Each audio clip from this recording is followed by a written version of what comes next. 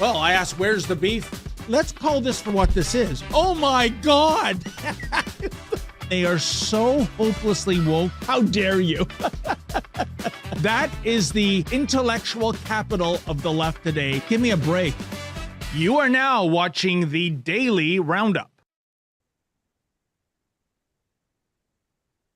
Oh, hey, good morning, good afternoon, everybody, depending on what part of the country you're in. It's still the morning here on the western side of the country for myself, Sheila Gunn Reid, and my co-host, Drea Humphrey. Now, I'm sure that you are, as David Menzies says in the beginning of the show, asking, where's the beef? In this case, the beef being David Menzies. He's busy on special assignment today, so I'm jumping in to co-host the show with my friend Drea Humphrey. And this is the Rebel News Daily Roundup, wherein we talk about the news of the day, completely unscripted and frankly, sometimes a little bit unprepared. I won't lie to you. But it's good, it's fun, it's spontaneous, and so often it's a little bit lighthearted when it seems like there's just so much darkness out there. We try to keep it a little bit light and have a little bit of levity here. Andrea, how's it going? It's going good. Good to see you identifying as David Menzies today. Oh, good. Yeah. And I'm glad what we're going to talk about. I'm glad everything's okay with you out in Alberta, considering the fires. We're going to get to that today. But first, if you guys haven't heard of locals.com, you got to check it out. We're telling everybody about this. We don't know where Bill C-11 is going to be taking us. So let's just get smart about it. Let's avoid the censorship, meet on the platforms where they are pro-free speech. Locals.com is where we have a Rebel News community where you can interact with us there. So I'm on there, Sheila's on there, all the Rebels. You can get all of our content that's for free, but you can also be a supporter of our independent journalism because, you know, we don't take a penny from the Trudeau government. And so if you go to locals.com, there is an option to be a supporter. If you go in our description box below, we've got a link right there for you. And that gives you exclusive content. So things like our documentaries, you get the Ezra Levant show, you get not hidden, but, you know, behind the scenes footage and stuff like that too. So please, if you haven't already, take a look there.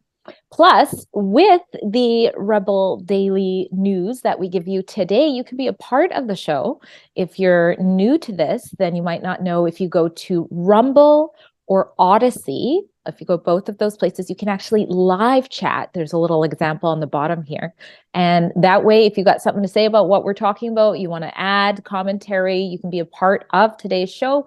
Just do a live chat donation of $5 or more. And we try to read that. And that also helps our journalism. So thank you. Yep. You can complain about me. You can say you hate my tattoos, whatever, you know, throw some money in there. It's fine. I don't take any of it personally. Now, we should get to something that happened over the weekend, and I believe it's ongoing. Maybe it's just wrapped up. It was the Liberal Party Policy Convention over the weekend. And wouldn't you know it, the Liberals who literally cannot shut up about American style this and American style that, they pipe in Hillary Clinton as their keynote fireside chat speaker with what's the other cackler? Chrystia Freeland. And they sit down and have like a little fireside chat, which probably sounds like a cacophony of seagulls fighting over an old French fry. And so we have a couple vids from that. And it is, for me, it's just interesting to see the Liberals who are so tolerant of the bad behavior of their own leader towards women, bring in Hillary Clinton, who is pretty tolerant of her husband's own bad behavior towards women. And then they're like, look at us, girls.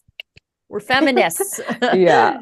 So let's go to this first video. It's Chrystia Freeland saying, all that criticism of her violating civil liberties, water off a duck's back to her. She doesn't even care what you have to say about the bad things she did to you.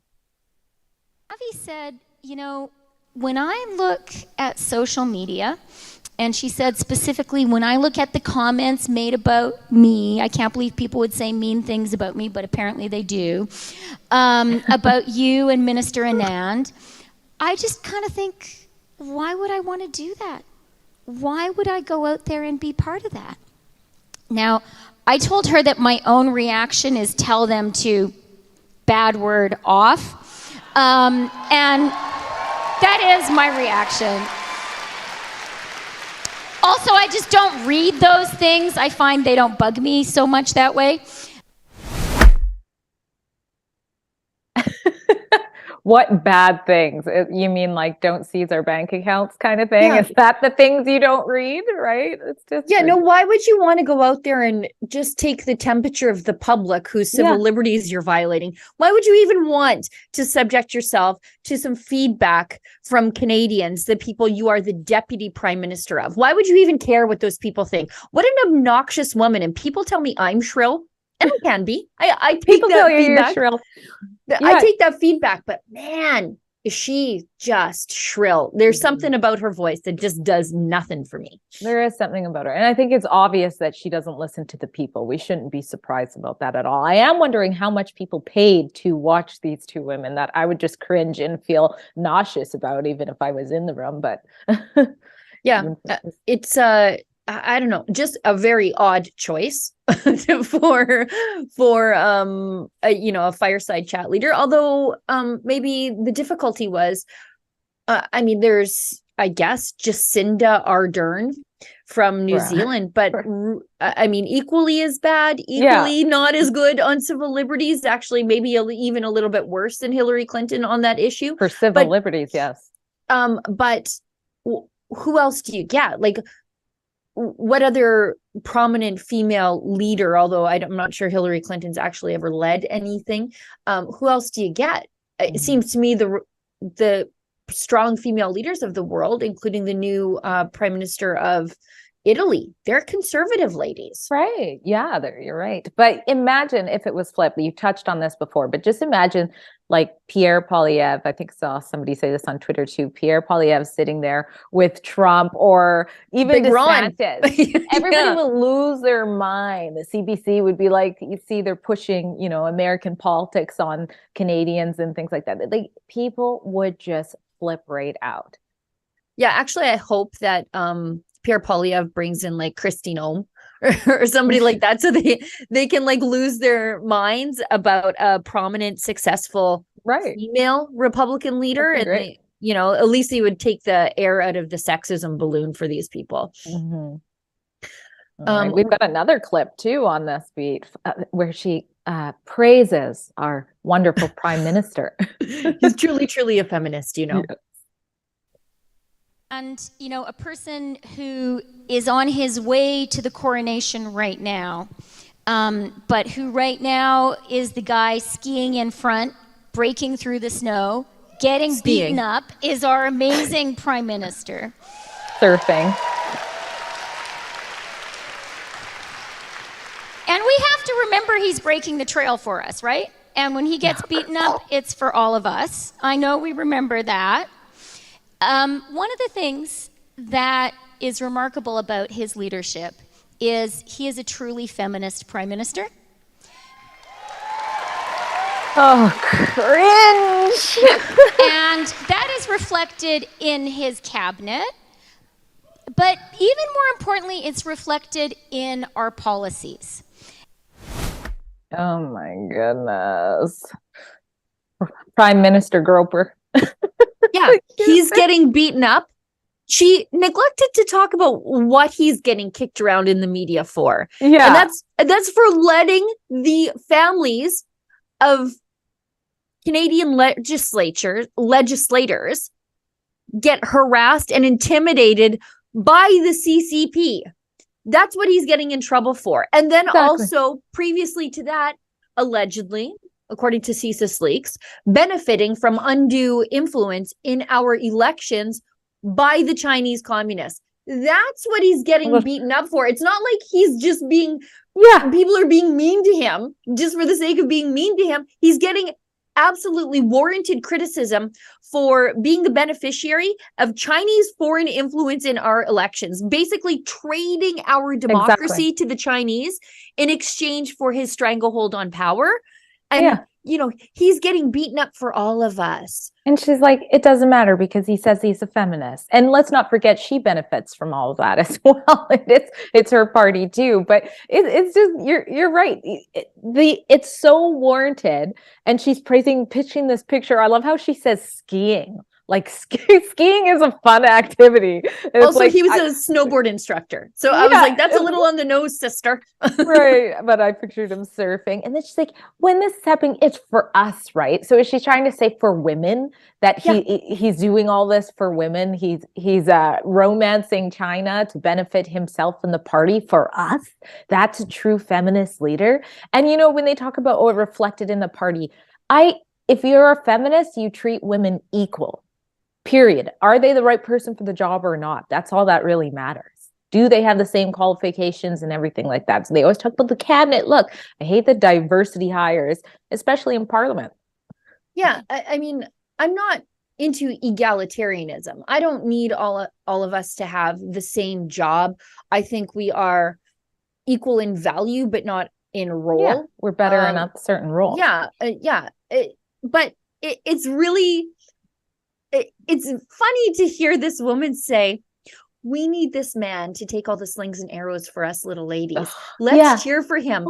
And look at what a bunch of good feminists we are, gushing over this man. We need this man to save us. Who's holding up his shield for us. I'm like, sounds like patriarchy, which I'm fine with. I'm fine with it, but you guys won't shut up about feminism. I'm happy with men defending and protecting women. Like that's why one of the very many reasons I love men. It's just interesting to hear the feminists say it for once. It's so much hypocrisy. It's not even funny. Like, it just isn't. And is that his best legacy, being a feminist? It's like, one of the things that makes him so remarkable is that he is truly a feminist. Like, that's what the prime minister is going to leave behind after so many terms.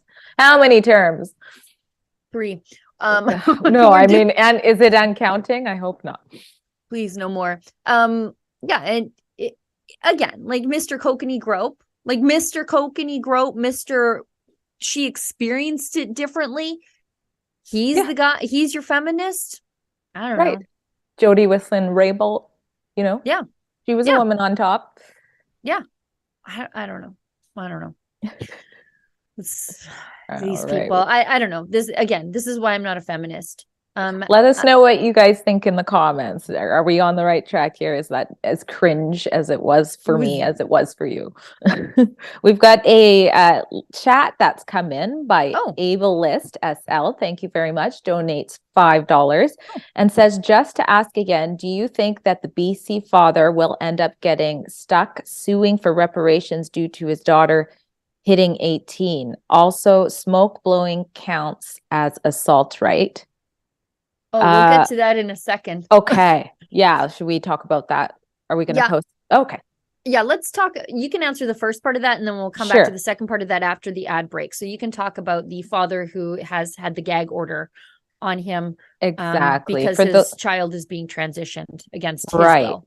Right. So for those of you, there is a publication ban, so I can't even respond as much as I would like to about this specific question. But if you're not familiar, British Columbia is, I believe, the only place in the world where a parent has been in prison for anything relating to not feeling that your child medically transitioning is the best thing. And so that's what's happened here. I think I'm the only news reporter still on the story, and there is a story coming up because he is fighting as an appeal. He got sentenced to 6 months in prison, got out after 2 months, and now is fighting his sentence. But do I think that he will end up getting stuck suing for reparations? I mean, I would just say I doubt it. I don't think he's going to be able to sue for reparations because of his child's age, whenever that is, that the child will be 18. He's at a definite uphill battle just to not end up back in prison. So let's start there. But we've got lots of reports on this. If you look up BC father and prison and Rebel News, you'll probably find the documentaries, because we can't even say his name or show his face. It's just a disgrace. These people can do terrible things to your children against your will. And you can't even name the Dr. Mengeles who are doing these horrible things to your child, that getting filthy rich and make your child a potential future suicide. Well, not only that, as a journalist, I can't even explain, and the father can't even explain why he believes or knows that this wasn't the right thing for his child. Yeah, So this the is the public new never gets satanic that panic. signed. Yeah. Yeah. Let's hit an ad break and then we'll answer the second part of that chat wherein we are asked if blowing smoke in someone's face is assault. I'm not sure, but it sure is passive aggressive, isn't Well, that's what he meant. Okay. it?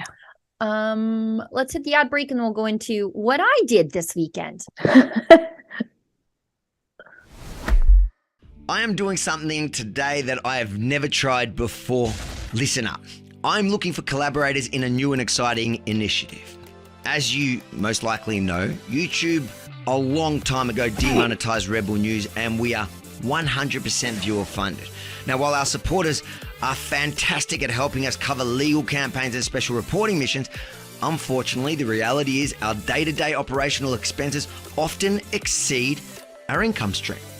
Which is crazy if you think about it, because my videos across all platforms attract hundreds of thousands of views and sometimes even millions. So I want to share that reach with the right partners. If you have a product or business and want to enter a win-win relationship with me, please go to rebelnews.com/ads and fill in the form to let me know. I won't be accepting anyone. I need to believe in your business or product so I can sell it proudly for you.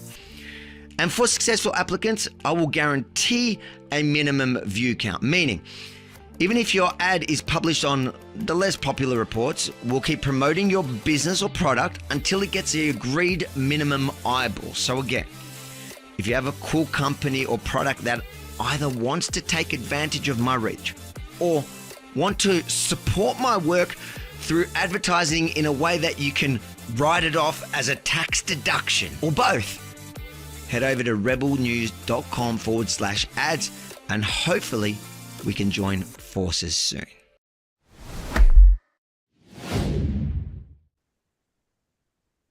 Yeah. Okay. So I love that ad.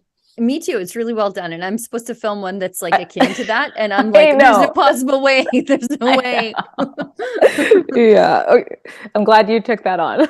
Yeah, no, I don't know how to make it even as remotely interesting or as compelling as Abby does, but I'm going to try. So here's what I did over the weekend. So I think we have to go back just like a week. A little bit.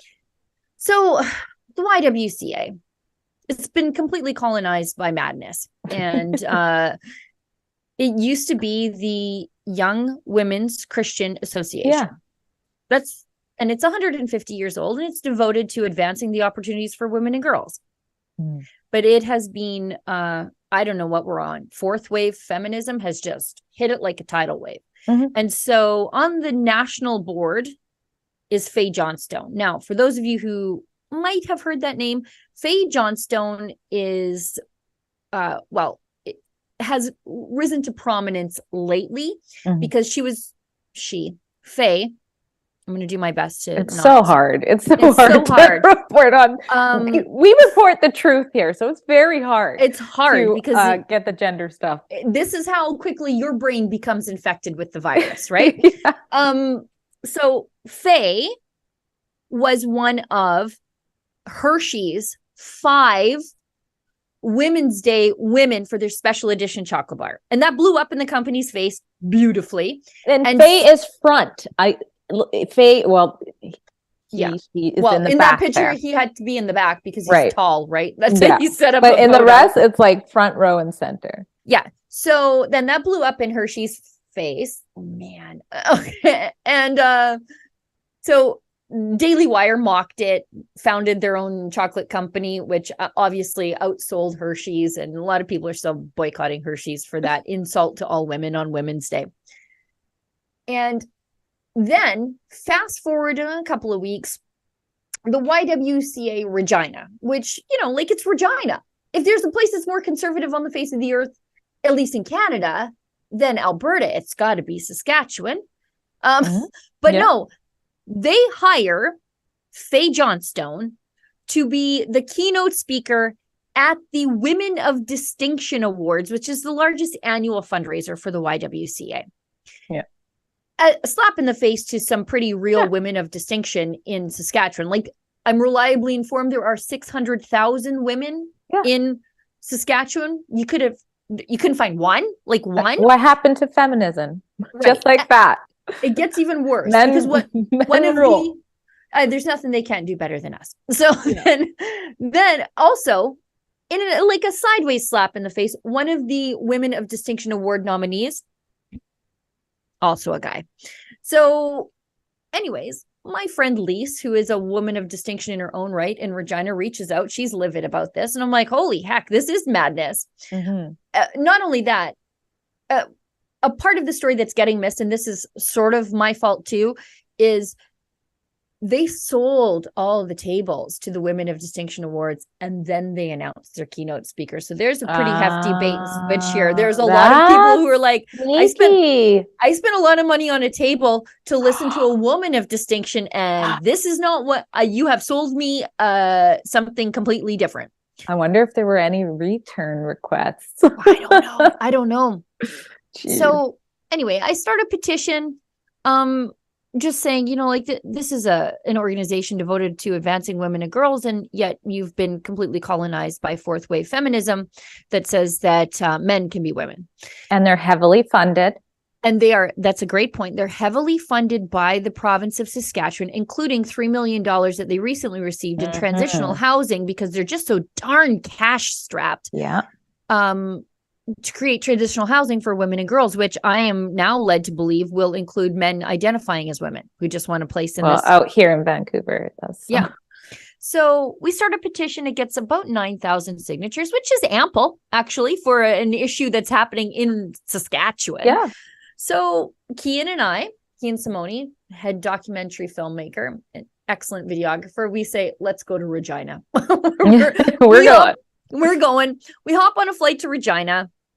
And we're headed to the YWCA to deliver this petition in person. 9,000 names is significant. Mm-hmm. So we go to the YWCA.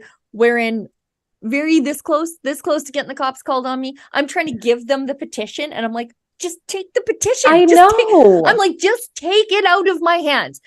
Finally, I said, it's not radioactive. Yeah. Somebody have arms. Like literally, please get me somebody with arms who knows the way to this woman's desk. I kept saying the word biological male because it made everybody around me cringe. So I just kept saying it. And so then they're like, you have to leave. So then we went up the road and we put it in, like we went to the post office and we mailed it to them. Yeah. But when you know it. So then it was a very eventful time in Regina because even as my friend Lise, who started all this trouble, was picking us up at the airport, guess who flew in right ahead of me? Who? Faye. And so she sees the stars align. She sees Faye at the airport, and Lise already has the petition because problem with my flights, I get in a little bit late, and I said to Lise, can you go to Staples and pick up the petition from Staples for me, because otherwise we're not going to make it to the YWCA before it closes, and that's a story in and of itself. But anyway, so she's got the petition in her hand, and she sees Faye, who is definitely not conspicuous, might I add. Yes. And so she runs up and she's like, "Oh, hey, Faye," and she's like, "Oh." I forget the conversation, but she's like, I've got 9,000 names that say you shouldn't be here.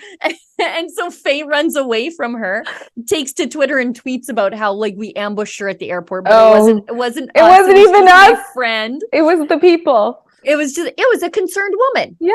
It was the concerned woman who sparked this all. In Regina. Yeah. So anyways, the women of Regina, next day. So that's Friday. Next day is Saturday. Cian and I can't get out of Regina till later on in the day. So we were going to do some work.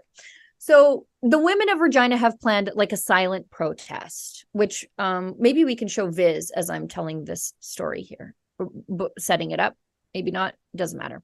So the women of Regina have planned a silent protest. This is my friend Lise. Women are being manipulated. Yeah, this is Lise. And she's got her mouth taped shut. Oh, this is Lise. Okay. This is Lise. Women are being silenced. Yeah. I get it. So she's protesting at the legislature because the women of Regina are mad because they're funding. Yeah. Okay. Because they're funding. The province of Regina is funding this. So they go to the legislature to protest. Anyway, we're on our way down to film this. And Lise is one of the women who's being threatened and has been kicked off social media, kicked off TikTok for being critical of Faye Johnstone. And lots of businesswomen in Regina are, but Lisa is my friend, so I know that this is happening to her. And so we're going down to cover this protest. And when you know it, we see Faye Johnstone on the street. Again, not conspicuous. A biological male with bright red hair and bright red lipstick sitting on a park bench smoking catches one's eye, as it will.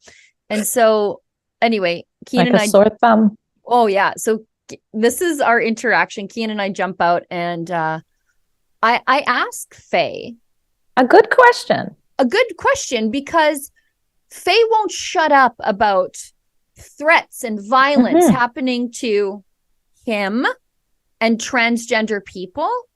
Yeah. So what about the women who disagree with you? Do you care about them too, or do you only care about the safety of people whose politics align with yours? So I ask that, and the cat got Faye's tongue anyway. And by the way, my pit vipers are dividing the internet. People really hate them or really love them, and I'm in the love camp anyway. So we were headed down to the legislature to cover a protest, and wouldn't you know it, we saw Faye Johnstone sitting on a park bench, incidentally, right across from the Hotel Saskatchewan. So I'm assuming that Faye Johnstone is staying at the Hotel Saskatchewan. So this cash-strapped YWCA organization in Regina, which just got $3 million from the province of Saskatchewan to build, I guess, transitional housing for the most vulnerable of women and girls. They're paying to put Faye Johnstone up in the Hotel Saskatchewan, sparing no expense. That's the nicest hotel in Regina. So anyway, Faye's sitting over there, and let's just go ask Faye how Faye feels about Regina businesswomen who object to Faye being the keynote speaker at the Women of Distinction Awards being doxxed and threatened online. Let's go check it out. Let's see how this goes.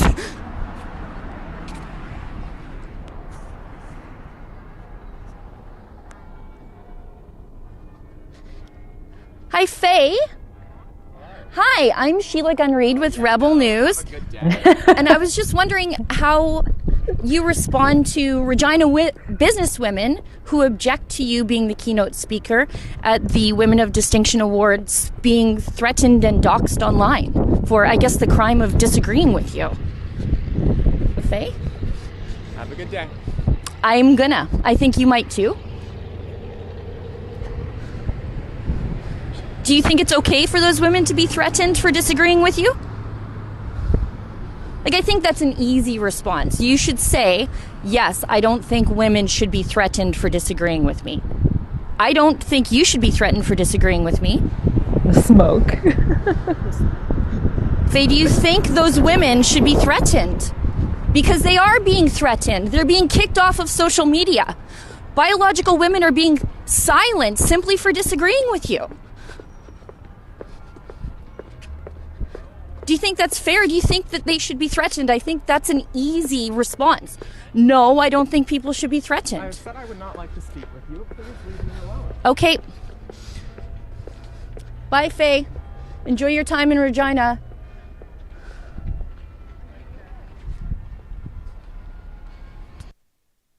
And he lumbers off. Yeah, and you were so professional. You handled that so good. You asked a fair question that the people deserve the answer for.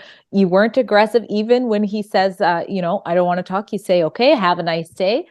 And what does Faye do online? How did Faye interpret that interaction? You know, it's funny because you can see Faye is recording me, but Faye never published Faye's video because even Faye realizes how bad Faye looks. Yeah. Not responding to that criticism. And, I could have asked, like, hey, do you think you should be speaking at the Women of Distinction Awards? And of course, he would have said yes, right? That's why he accepted it. So I didn't want to ask something that where we would be, he has an ideological viewpoint and I have an ideological viewpoint. I wanted to ask a question where any reasonable, normal person would say, definitely those women deserve to be safe and they deserve to have their own opinions. But that is not what Faye thinks. Faye does not think those things. Mhm. And we know that through some of Faye's other tweets where, you know, implied harm against TERFs, as he says, trans exclusionary radical feminists, which is just a women feminist. just a feminist who believes in women's only spaces, like rape crisis shelters, where, you know, like violence is implied on behalf of Faye against those women. So that's why I posed that question. I wanted to show just how much, how there's no daylight. He thinks violence and silencing women who disagree with him is okay. It's pretty clear. And you even gave Faye the opportunity to just say it. Like, how hard is it? Just say, no, that's unacceptable.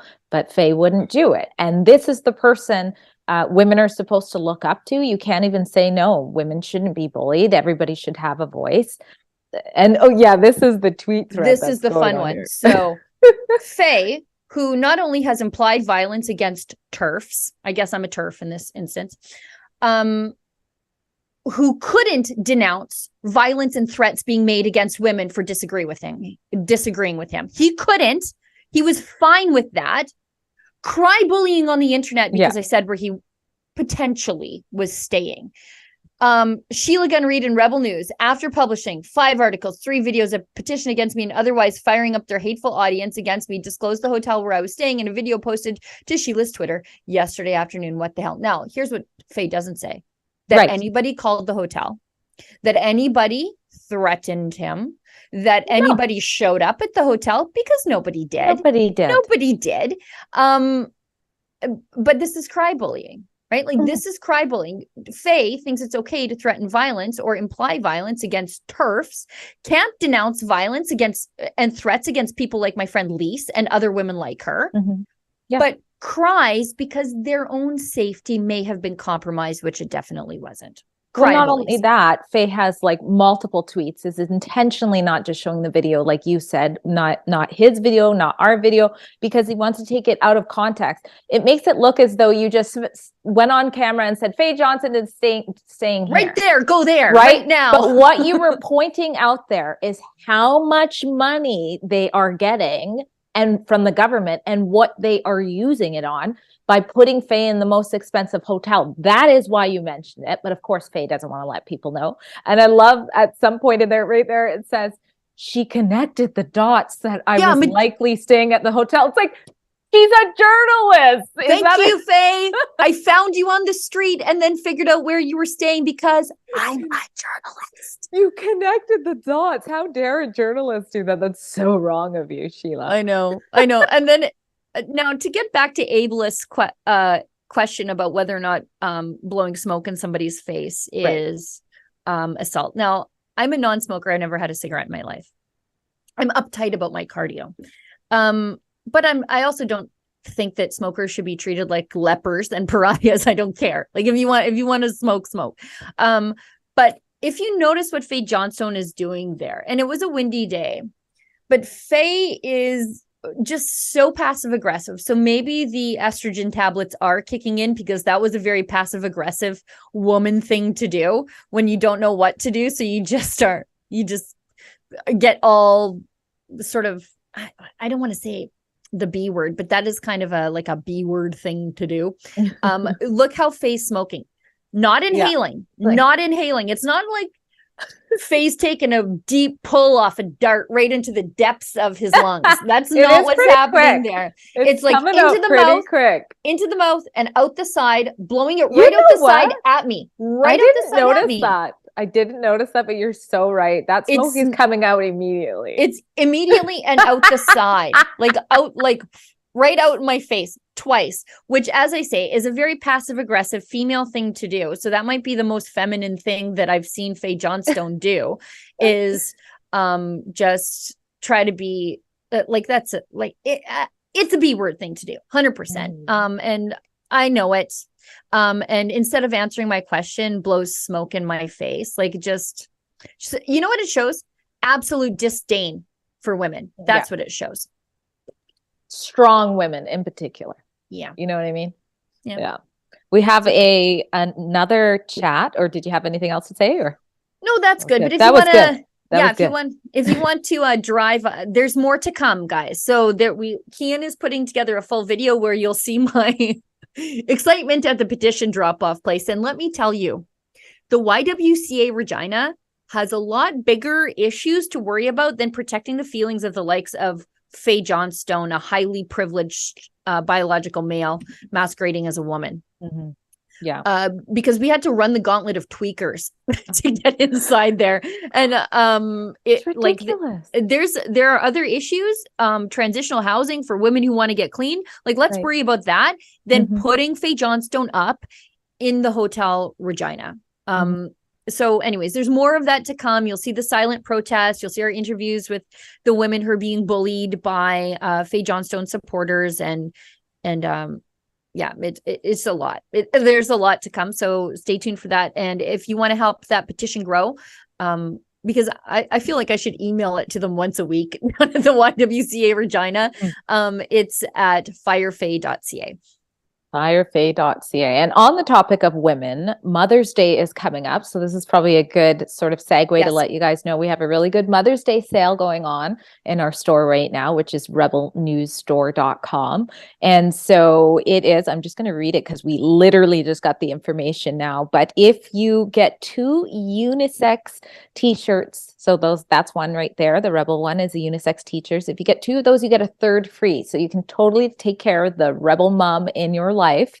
And I just want to say, I did cover this last year, but I'm getting emails about it again. So I think I'll do another article about it. I did a video report last year, but they are canceling Mother's Day in Oh, some for sure. elementary schools. They're telling kids that they cannot make Mother's Day crafts because that's offensive. But you better believe it, they'll be making pride crafts.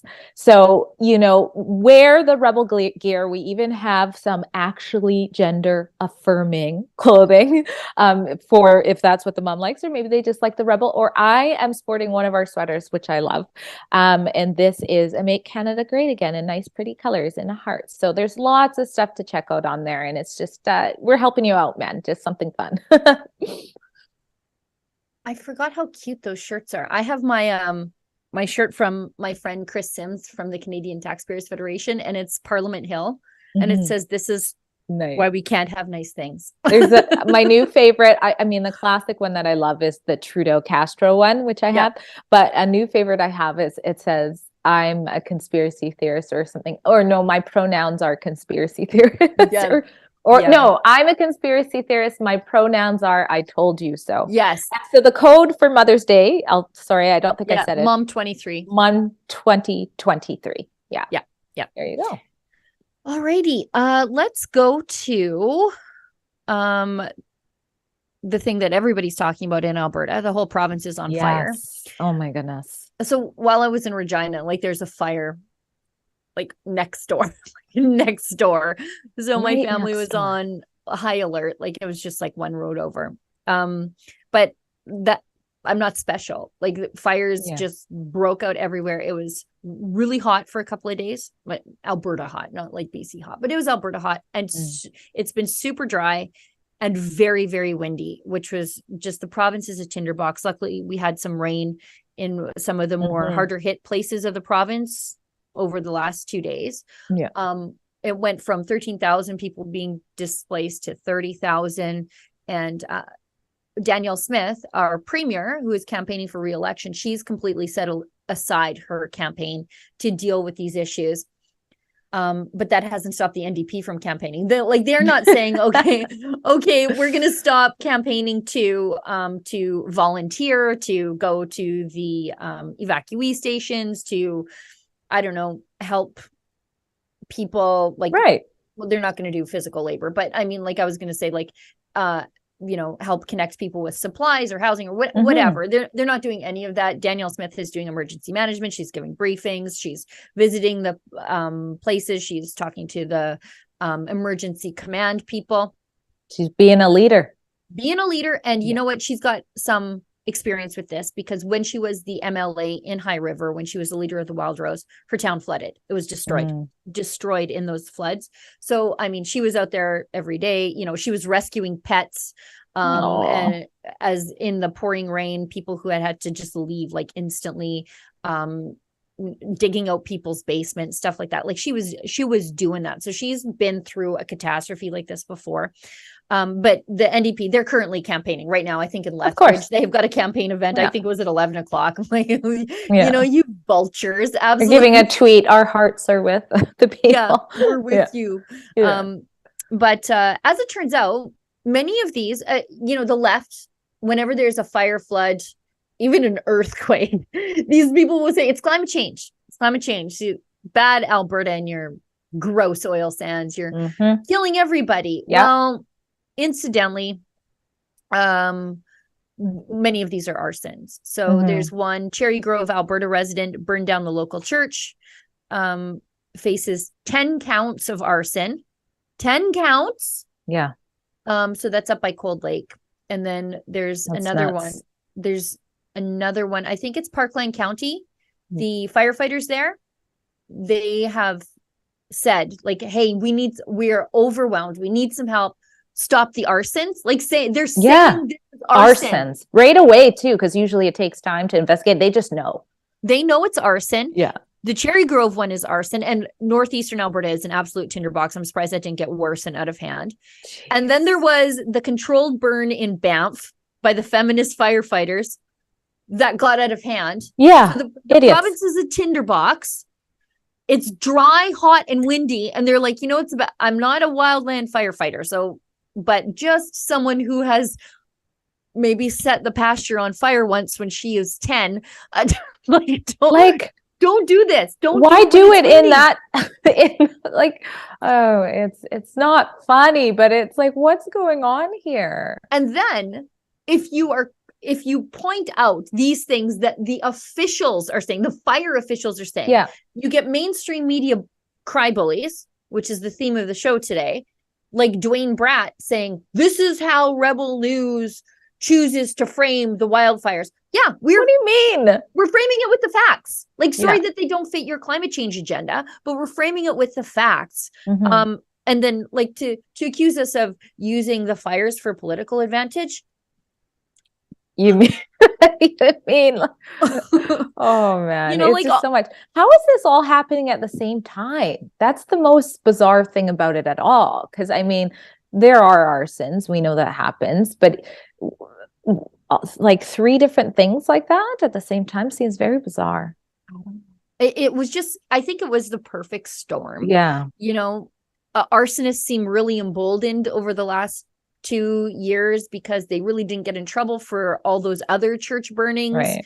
And I remember the BC fires, I don't know, 4 or 5 years ago. Not these most recent ones, but the ones before that when it was really smoky in the interior. And you had, those were arson. The arson people were like, these are even arson. Last year, there was a couple where they caught, I think it was Kelowna, but don't quote me on that, but they caught video of like throwing fire right into there. So it's, but then you have people like the environment minister at the time, Catherine McKenna, looking out her window saying, look at all this smoke. These are the dangers of climate change. And if I was an arsonist, I'd be like, she's my best friend right now. She is my absolute best friend. The mainstream media and liberal politicians are an arsonist best friend because they just excuse away all this arsonist behavior and blame it on dry weather and high winds, which is what it's like in Alberta, like every other year. Since forever. Which reminds me, it's probably time I look back into what actually happened at Lytton, BC, because at the time it was all under investigation. So I'll put that on my list of many things to do.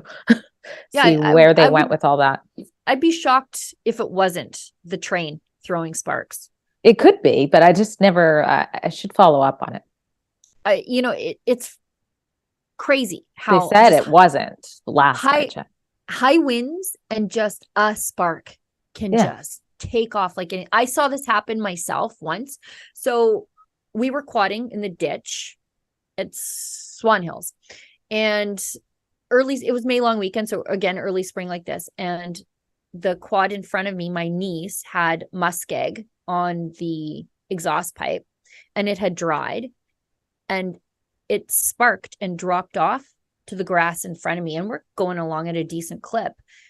And in between her going at 40 kilometers an hour and me like 10 vehicle lengths back from her, catching up to her, this spark had grown into a fire like 10 feet across. Like just like that. Like it happened so fast. And luckily there was enough of us there with like water to just quickly put it all out. But if she were the last quad, no one would have seen that. And it would have just taken everything. So I see how accidents happen. Like accidents can cause a forest fire really fast. So imagine how bad these arsons are. Oh, for sure. We have a live chat for those of you who don't know what that is. If you want to be a part of the show, you can do so on Rumble and Odyssey through the live chat option. And Court Mocker donates $10. Thank you very much. And says the court abused my daughter and tried to cover it up for me speaking up. Called to the Senate of Canada. I have the publication ban documents to prove it. I wonder what we could do with that, Drea.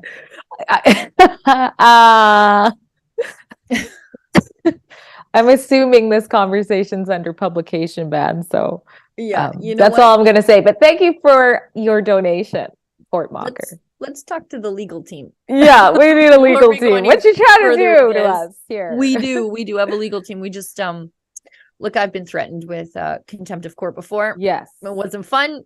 Exactly. It was fun though winning, but it wasn't fun. No, it's a scary. We need to be around to tell the other side of the story, so we have to be very careful, especially. And this is live. This is unedited. So yeah. But thank you very much for your donation and your comment. Okay, let's do one more thing on Alberta before we move on. Pastor Derek Reimer was released from jail. I think it was Friday night, after multiple weeks in jail for the crime of protesting drag queen story hours. You know what? I don't care what anybody thinks about Pastor Derek. Maybe you don't like his style. Maybe you disagree with his theology. Maybe you even love drag queen story hour. But do you think a man, a non-violent man, non-violent, might I add, man should be in jail for multiple weeks for simply disagreeing with the drag queen? Because that's what's happening here. 3 times in jail. 3 times. This is his 3rd time. Yeah. So again, this is like the Faye Johnstone stuff where they don't believe that you should have human rights if you disagree with them. They don't believe you should have human rights. Like that's crazy. Like I said to Faye, I don't think Faye should be harassed, threatened, bullied for being a guy in a dress. I don't care. But he doesn't feel that same way about me or you or anybody else. I think we have some audio of Pastor Derek just getting out of jail. A video too. This poor man, because it's just terrible. Again, I say, if you don't like his style, whatever, but should he be incarcerated for it? No. All right, back out. 3rd time in 2 months. Feels good. So there I am. It's beautiful out. It's a little bit colder when I went in the first time, but I'm just thankful. There's still a mission at hand, but we want to get together. We want to talk about how to fulfill the call in our lives within the parameters of these conditions, but we're going to move forward. We're going to carry on. And like I said, God's will is going to be done. So God bless you guys. Thanks for all your prayers, all your support. Just stay tuned. People want to help Derek. You can go to savepastorderek.com. The Democracy Fund is handling all of his legal fees. So if you make a donation to Save Pastor Derek, you will qualify for a charitable tax receipt. It's just, people bring up the fact that Derek did have a violent past. But the man had a Saul to Paul moment. Let him have it. Yeah. That's the whole point. Like, we proselytize redemption, and then when people redeem themselves, we hold their past against them. That's not how any of this works. And it's proven in the fact that anytime he's met with violence, when he was shoved and thrown to the ground outside of a drag queen story hour, what did he do? He fell passively. He didn't even grab onto the people to catch his balance. So they can talk about his violent past, but as I say, like he's turned his life around. This is the thing that he says he's called to do. He's not violent. Why is he being held longer than a child molester? Exactly. Or the question. A wife beater? Ask yourself that. That is the question. And Pastor Archer similarly has, a past that people would judge. He's got a whole documentary up there talking about his past, but that's where the power comes from, is the redemption story, right? So Yeah, and we'll follow the whole arsons as well. Let's see who gets a worse penalty out of the arsonists or not. I 'Cause think I've that s- I think that arsonist at Cold Lake, Cherry Grove, I think she's already out. Exactly. Yeah. Just don't say hold the line. Yeah, don't honk your Whatever horn. you do. Don't honk your horn and say, you know what, maybe drag queen stuff. That's for adults. Yeah. Yeah. That's for me to say Don't wave your wiener at little children while you're wearing sequined Oh. ladies underpants. Nope. Straight to jail with that guy. But yeah, burn down a church, fine and dandy. You're out that night. that. Oh man. Let's hit an ad break and then we'll go to a couple of things left on the board and some BC stuff. So, and then this one where there is just that second story after the ad break there, Drea, there's a lot going on there. Like, I know. there's a lot.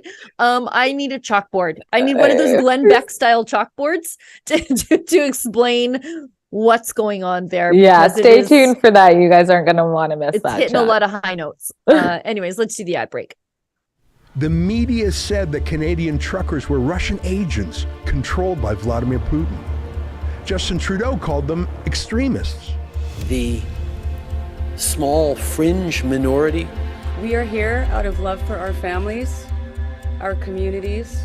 And the government put the country under martial law to stop them. But what's the real story? If you can't see the future in clear outline right now, you're not paying attention. But the truckers in Canada can. And I want you to know that I am not afraid. For the first time, the woman at the heart of the trucker convoy speaks out. Hold the line. Tamara Leach, passionate organizer, loving mother and grandmother, proud Métis and proud Albertan, and defiant political prisoner jailed for daring to criticize the government.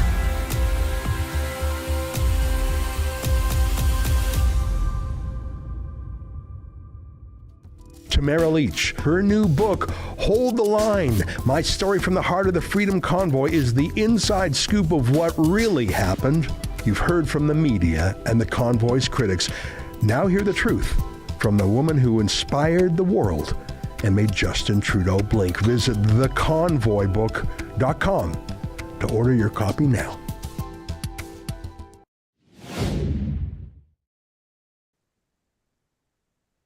Okie doke. Let's go to this story from BC. Yes. Oh my goodness. So this. Oh Yeah, go on. please. No, go ahead. I'm Go just ahead. like, are you the only sane person in BC? No, I'm happy to say that some of the same people are finally speaking out. So that is so exciting.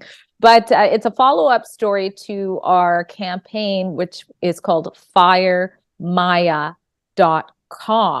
And in case you missed that, we broke the story that it was almost, a full month ago. I didn't find out till a couple weeks later, but the teacher you're seeing on the screen here, in retaliation to the Nelson Public Library canceling their drag queen story time because the community out there gave pushback, this kindergarten and grade 1 teacher at Castlegar Primary School said, you know what? Fine, I'll just show my students a drag queen story time as a form of revenge. And I'm not making this up. That's literally what she did. That would be the last yee she ever had around me. That is for sure.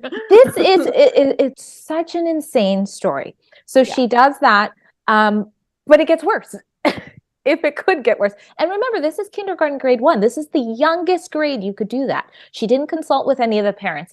And then she takes a picture of the kids and puts it up on her Instagram because you got to get the likes, right? What's the point of Right. activism if you're not getting any likes? Here's the picture. By the way, I added those sad emoji faces. She didn't even have the decency to block the kids' faces that you could Hideous see woman. watching it.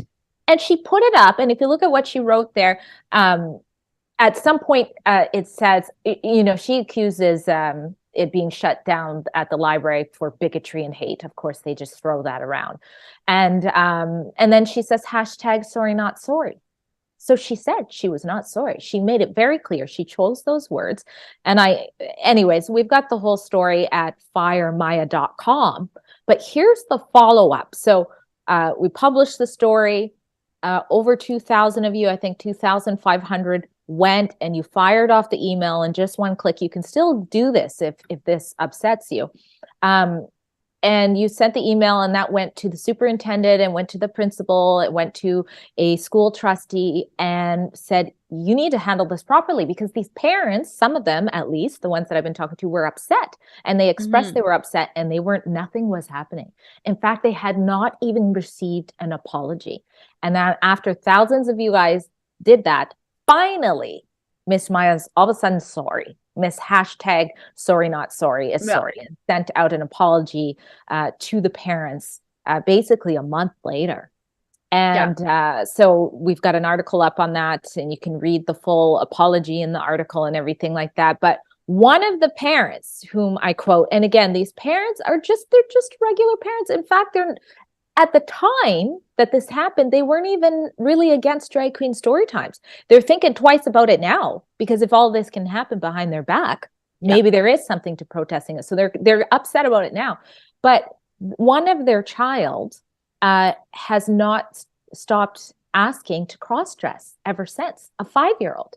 So this activism that these teachers are doing, even that the SOGI 123 resource curriculum is doing, is creating gender confusion, not gender social dysphoria. contagion. It is. Yeah. And so it's an outrageous story. Again, if you want to do something about it or read about it, it's at firemaya.com. And I have a feeling there's going to be more reports on this, because the parents are still not getting the answers. And the apology, if you read the article, they're not happy with the apology because it just focuses on the privacy breach, and it doesn't focus on the drag queen story time, or the fact that they don't even fully know what was taught to their kids. That's horrible. It's horrible. It's horrible. And you know, when you're critical of this stuff, what's the first thing these people say to you? They call you ugly. They call you this. And it's like, you just, if you go through, my friend Lisa and I tried to do this over the weekend.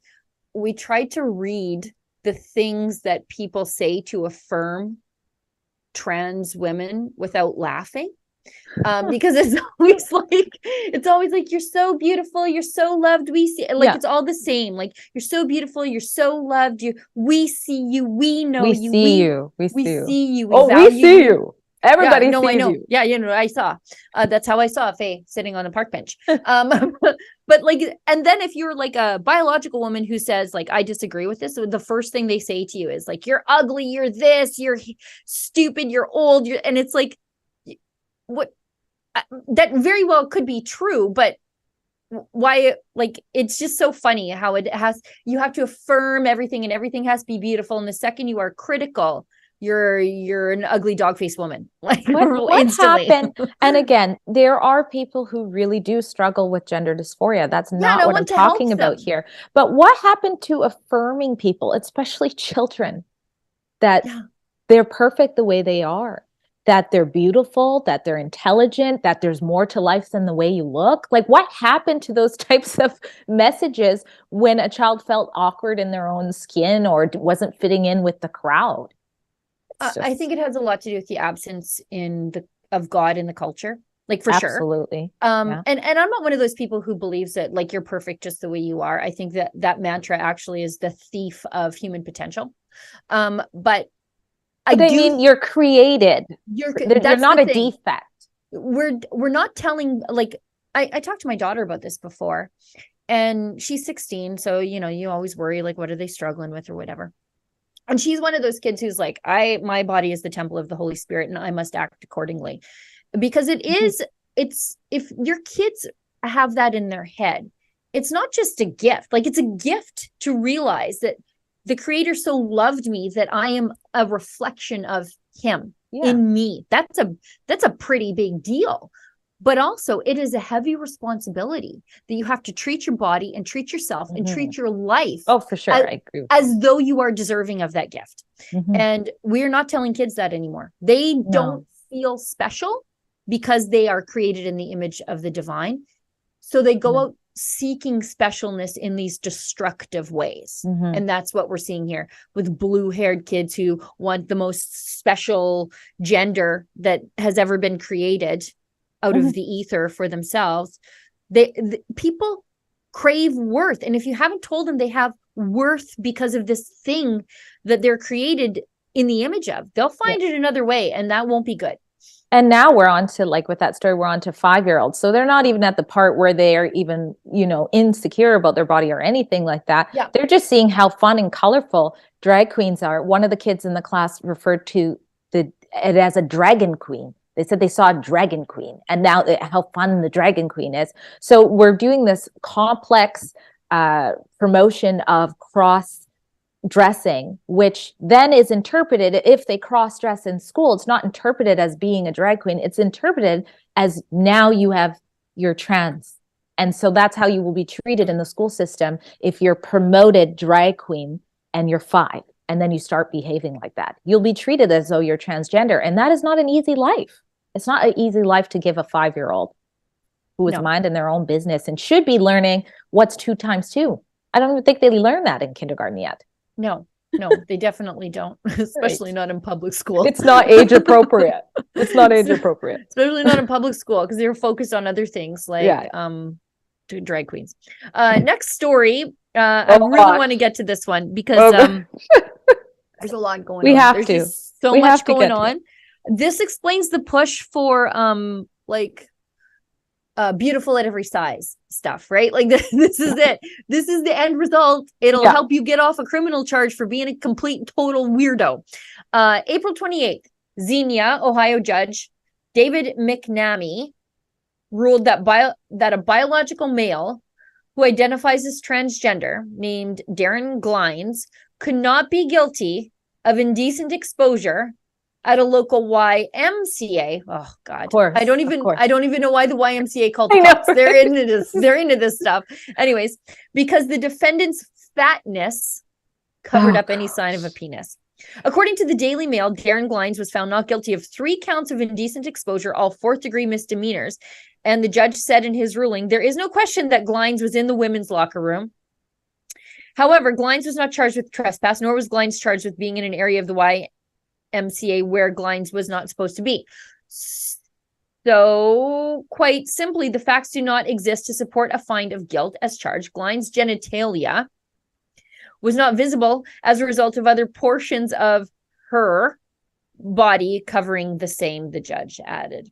The 3 incidents took place in a YMCA where Glines walked around naked in the women's locker room in September and November of last year, with the 3rd happening at an unspecified time. In each instance, underage girls were in the locker room. Yeah.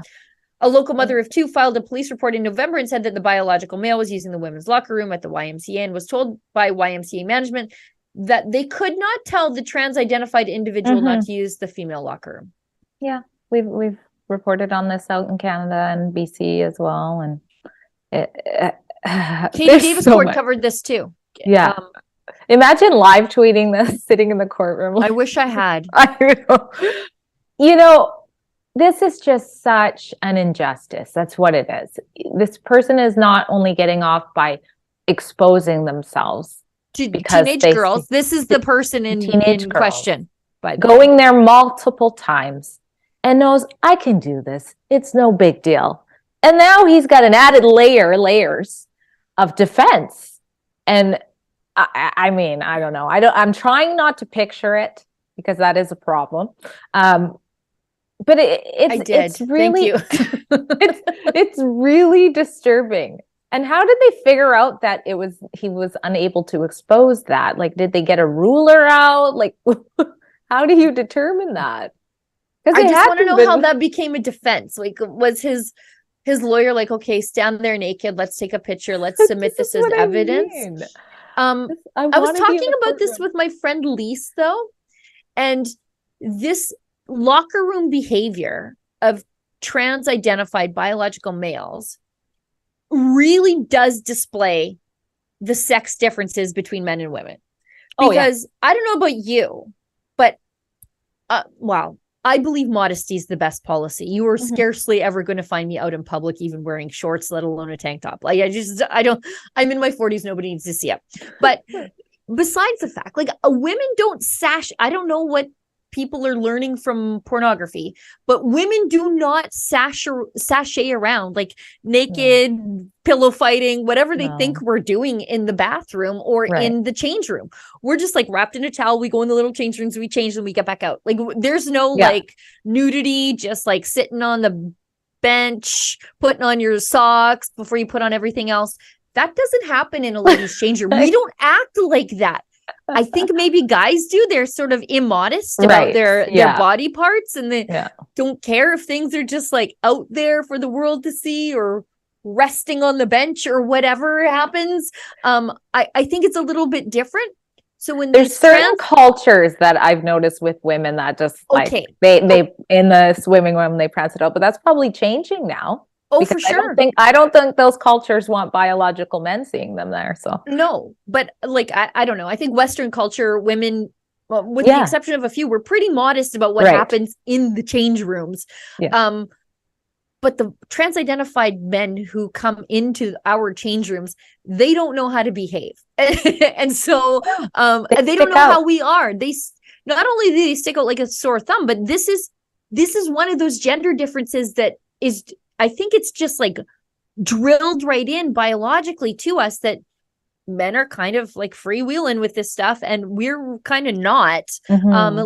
So I don't know. Again, well, if how they behave is a gender difference. And if the person is coming in there to be a creeper, you're going to know right away. Like the story that I reported out here in BC, the mom caught him bending down and looking underneath the change room, and still there's nothing that can be done. He's allowed in the change room. It's like, I'm sorry, what?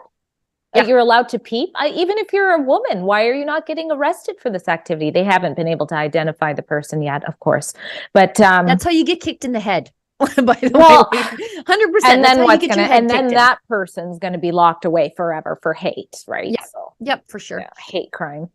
I think we're 7 minutes past the hour, and we're all wrapped up. Olivia or Efron, we're done? We don't have any more chats, do we? Okay, perfect. We had some other things on the list, but I don't think we're going to get to them. We ended on a great note, Sheila. Didn't we really? I'm actually kind of glad that it was you that I discussed this with and not David. David. Oh, well, he would have had so much fun though. But yes. I think he's having fun with his topic du jour on his other thing that he's doing right now.